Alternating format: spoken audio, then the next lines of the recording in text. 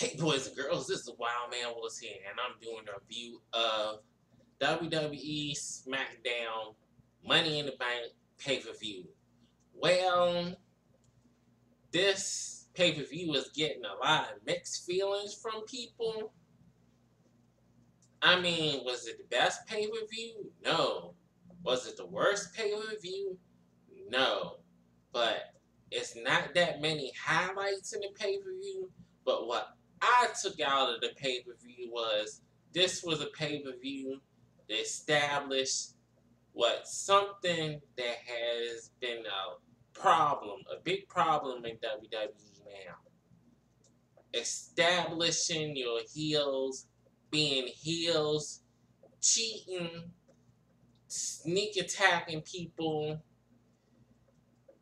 having heaters outside of the ring and helping you out, which has been missed in WWE a lot. So I'm happy that they established these people for being heels that you can boo and not cheer for, which has been a problem lately, especially on Raw, where you have people that's supposed to be baby faces, but they get booed by the entire building, and the heels are going against them baby faces and getting cheered for. So I'm glad that SmackDown is actually establishing heels that you're not supposed to cheer for. I know people complaining about the women's Money in the Bank, so let me start getting in the review now. Nobody cares about the pre-show. So I'm going to go into the women's Money in the Bank. I know this was supposed to be the first one, and I know some people wanted a clean-cut winner, but you have to go into who was in the match. So you had Carmella, of course, she's flanked with James Ellsworth. You had Charlotte, Natalya, Tamina, and Becky Lynch. So everybody was doing pretty good in the match. They was using the ladder to their advantage. The match lasted a good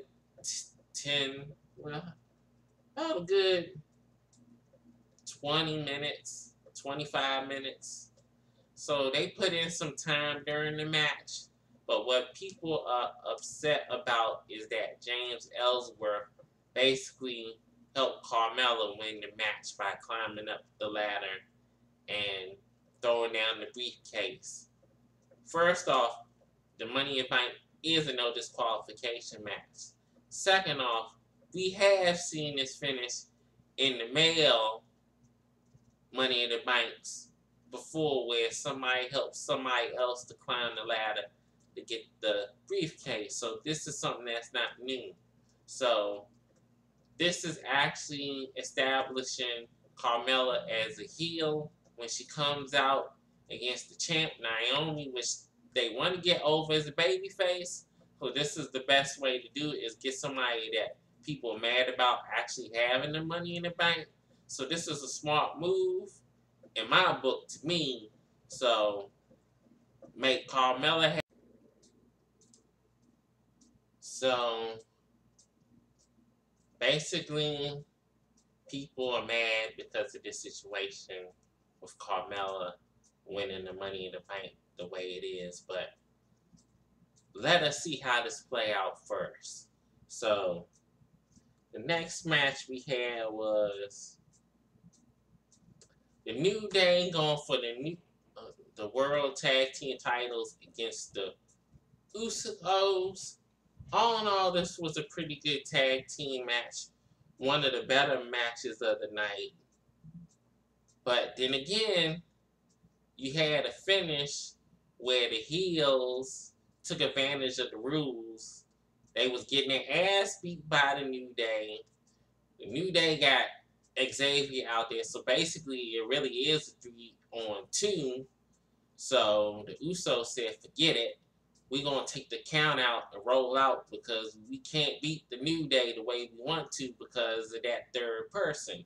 So The Usos are already established as heels, but this works a little bit better to their advantage because you don't want the New Day to win the belt off the top, off of their first title match.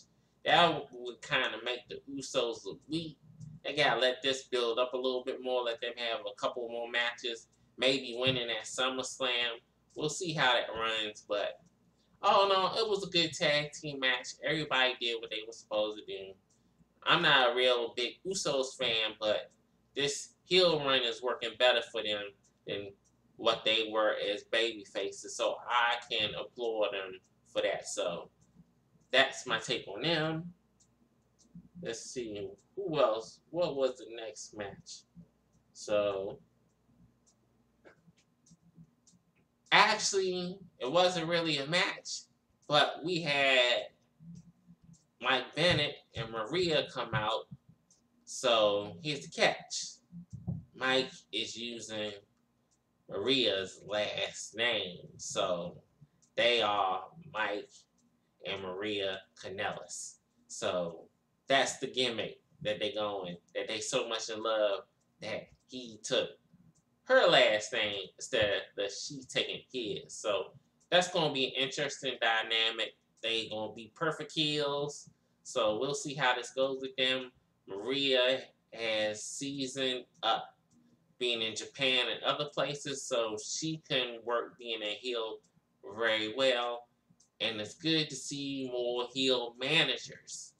You missing managers since they basically took Lana away from Rusev for what it seems. So we'll see how that goes. So speaking of which, we had the women's title match. Naomi versus Lana in her SmackDown Day review. But she's been wrestling in NXT on house shows. So she's been having experience, the work. She was in the ring better than Eva Marie ever was. So I gotta give her credit for that. She was putting on pose. She was actually working on the body part. She already got heat because people think she can't wrestle already. So all she needs to do is get more seasoned in the ring, and she can play that off pretty well. But here's the thing during the match. Since Carmella is now the Money in the Bank, she came out during the match when Naomi basically had Lana hooked up for her finishing submission move, which was a smart play at one point, but not a smart play at the other.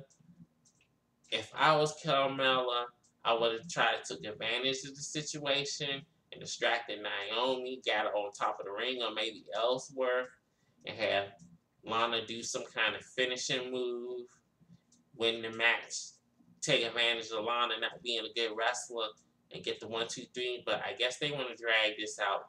So we'll see how this goes with Carmella keep on teasing Money in the Bank, cashing it in, and probably once she cash it in, get the belt, that's when she dropped Ellsworth. So it's good to have Ellsworth as a heater for the heel. So that's good to see in my eyes. So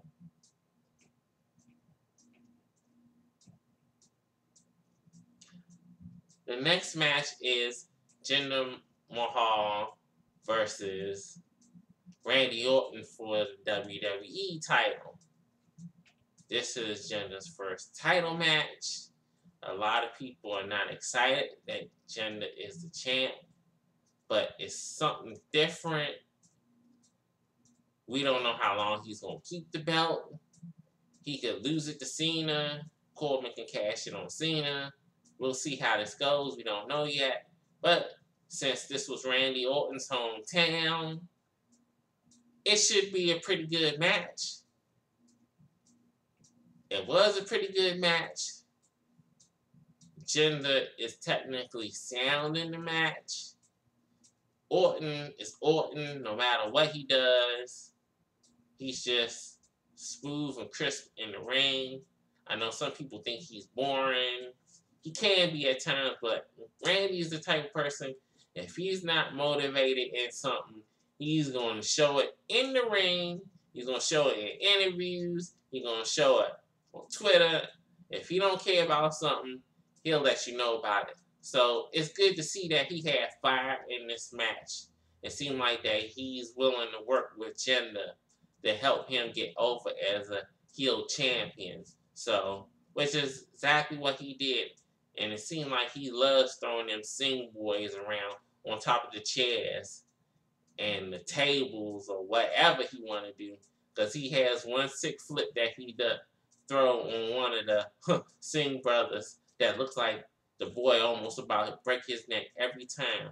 But smart play on the Singh brothers to keep Randy distracted and letting him beat them up. So as soon as Randy gets in the ring, Jinder takes advantage of it, hit him with the Cobra Clutch choke slam move, and takes advantage of the situation to win the match in front of Randy's family and some of the AWA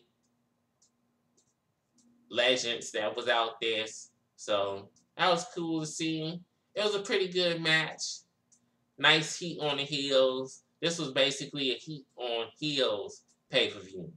So the last thing was the males Money in the Bank. You had Nakamura, Baron Corbin, AJ Styles, Kevin Owens, Dolph Ziggler.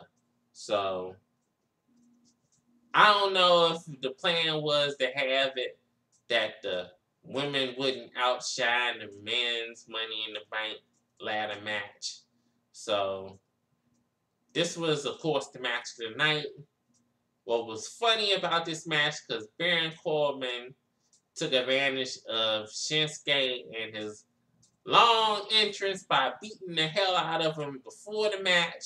So basically, it was a 5-man Money in the Bank. Everybody did their spots. Sami Zayn was killing it. It almost looked like Sami was going to win that joint at one point. You knew that Dolph wasn't going to win. You kind of knew Kevin Owens wasn't going to win because he's already the U.S. champ. So, and we also got teased of Nakamura and AJ Styles. So that might be the money match for next year's Mania. We'll see, because they got to do something if they're thinking about Brock and Roman again and trying to put the belt back on Roman again. They have to do something to make the fans happy. Baron Corbin ends up winning the Money in the Bank, take advantage of AJ and Nakamura fighting each other. And also, I like the way this match establishes Nakamura as being a beast, because he basically took everybody out as soon as he came out there after taking care of Corbin first. So, all in all, was this the best pay-per-view? It wasn't as bad as people on the internet making it out to be, but I've seen better and I've seen worse. This was just a very low priority pay-per-view to watch. If you want to watch anything, just watch the Men's Money in the Bank. That's basically all you need to watch. So, that's my review. This is Wildman Willis signing off. See you next time.